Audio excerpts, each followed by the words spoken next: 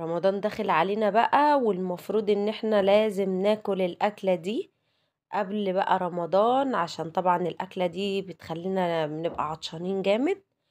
وطبعا كل الشعب المصري بيحب الاكلة دي كده قبل رمضان. وكمان اول ما يخلص شهر رمضان لازم ناكلها برضو، عشان طبعا مش بنعرف ناكلها في رمضان زي ما انتوا عارفين. الاكلة دي طبعا بتبقى عبارة عن ملوحة، فسيخ، رنجة. الاسماك دي اصلا عامة بتخلي الواحد بيحس بعطش جامد كده طول اليوم يعني. فما بنعرفش ناكلها طبعا في رمضان، فلازم ناكلها يوم قبل رمضان، عشان طبعا رمضان شهر فمش هنعرف ناكلها خالص. فبنعمل يوم كده قبل رمضان علشان ناكل الأكلة القمر دي.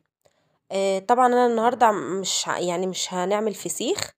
ده احنا كنا رايحين كده عند بنت عمي، وطبعا حبت تعمل معانا واجب، وقالت لا الأكلة دي مش بتتاكل كده لوحدها، يعني لازم يبقى فيه لمة كده والناس كتير. فطبعا رحنا بقى لقيناها بقى بتعمل ملوحة. الملوحة غير الفسيخ، تمام. وبتعملها كمان معمولة كده في الخلاط بالمية بتاعتها. دي المية بتاعت الملوحة الحمرا دي اللي في الخلاط دي، المية اللي بتبقى الملوحة متخللة فيها أصلا. فطبعا مش زي الفسيخ المية بتاعته بتترمي، لكن الملوحة لأ. تمام كده. فاحنا دلوقتي بنعمل ايه، هي بتفصص كده الملوحة، بتطلعها كده من الشوك ومن القشر بتاعها. وطبعا حطت في الخلاط زي ما انتوا شايفين كده كوباية من المية بتاعة الملوحة. وبتفصص كمان ملوحة بتحطها في الخلاط. فاهميني ازاي؟ الملوحة دي بيبقى سمك، بس غير السمك اللي هو بتاع الفسيخ. هنطلع بقى جزء زي ما انتوا شايفين كده، هنحطه في الخلاط مع مية الملوحة طبعا، وهنحط برضو اضافات تانية. خليكم معايا عشان لما يبقى عندكم ملوحة تعملوا الطريقة دي جميلة. هي دلوقتي حطت المية زي ما اتفقنا، وحطت كمان جزء من الملوحة، يعني قولي مثلا واحدة كده. وحطت معاها كمان نص كوباية زيت. وكمان بتحطي دلوقتي ليمون. كتري بقى ليمون على قد ما تقدري، يعني احنا حطينا بتاع 4 مثلا، 4 كبار حلوين كده. وحطت كمان قرن فلفل حامي، اهو فلفل اخضر. هي دي كده طريقتها يعني. وحطت كمان قطايه، قطعتها برضو اهي مكعبات. خلاص كده بدأت بقى تقطع الطماطم كده زي ما اتفقنا.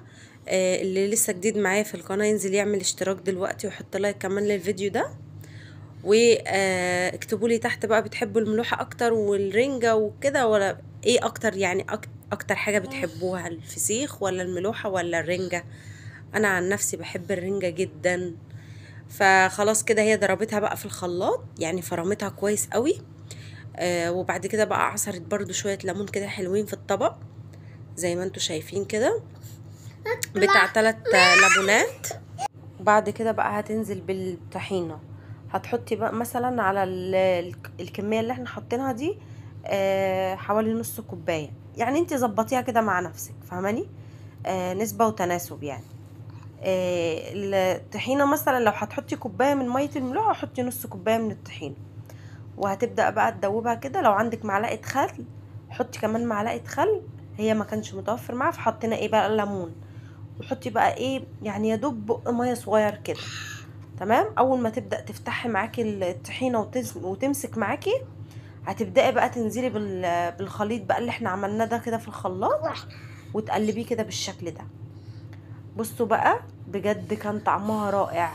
بجد بجد مية الملوحة دي مع الطحينة والليمون والسمك اللي هو المخلي مضروب في الخلاط ده حاجة روعة. وهي بصراحة كانت عاملاها تحفة، تسلم ايديها يعني. طبعا ده كده ملوحة، بس هي كده حطها كده في طبق للي حابب يعني ياكلها كده. وحطت عليهم كده شوية من الخليط، يعني مش مضروب كده في الخلاط. صحيحة زي ما انتوا شايفين. للي بيحب السمك نفسه يعني. وده طبعا للي مش بيفضل السمك بياكلها يعني في الخلاط كده ما بتبقاش باينة قوي. وحطت عليها كمان شطة. بجد الأكلة دي ما كانش مترتب لها وكانت طالعة تحفة. وبعد كده بقى قلنا نعمل الأساسي في اليوم ده اللي هي الرنجة طبعا. حطت بقى كده صينية كده على النار.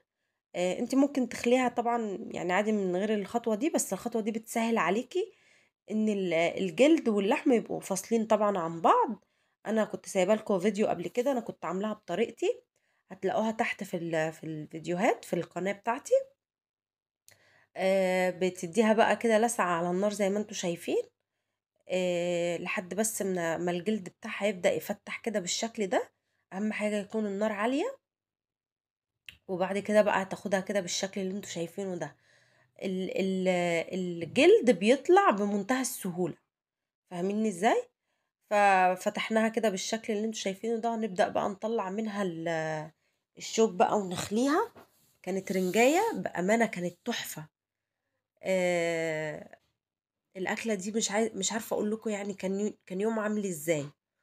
بعد الأكلة دي بقى رحنا شاربين بقى كمية بيبس بقى وشاي.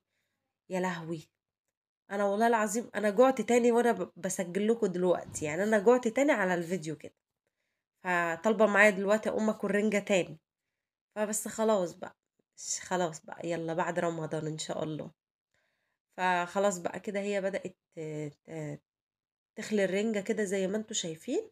انزلوا بقى حطوا لايك، ومحبين الرنجة طبعا لازم هيحطوا لايك انا عارفة. وخلاص بقى كده هي خلصت الكمية كلها زي ما انتوا شايفين اهي. تمام. وطبعا في ناس بتحب البطارخ دي، فبرضو يعني ما رميناهاش سيبناها. وخلاص كده بقى بدأنا نحط كده في الاطباق زي ما انتوا شايفين. هفضي عليهم بقى حبة زيت حلوين. ممكن تعمليها بسلطة، يعني ممكن تقطعيها كده الرنجة تقطعيها مكعبات، وتحطي عليها بقى قوطة، وتحطي عليها خيار، تحطي عليها بصل وطحينة وليمون. بس احنا في اليوم ده ما عملناهاش سلطة، خليناها كده سادة وبزيت وليمون، وكانت طالعة تحفة بأمانة، يعني كانت طعمها تحفة. واهو الزيت طبعا الرنجة بتحب زيت، يعني زيت كتير.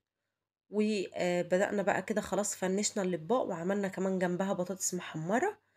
واهو الاكل بقى كله كده، وبصل اخضر بقى وعيش وخس، بصوا يعني مش عايزة اقول له. ده كان فيديو النهاردة، يا رب يكون عجبكم، كل سنة وانتم طيبين، واشوفكم الفيديو اللي جاي. باي باي.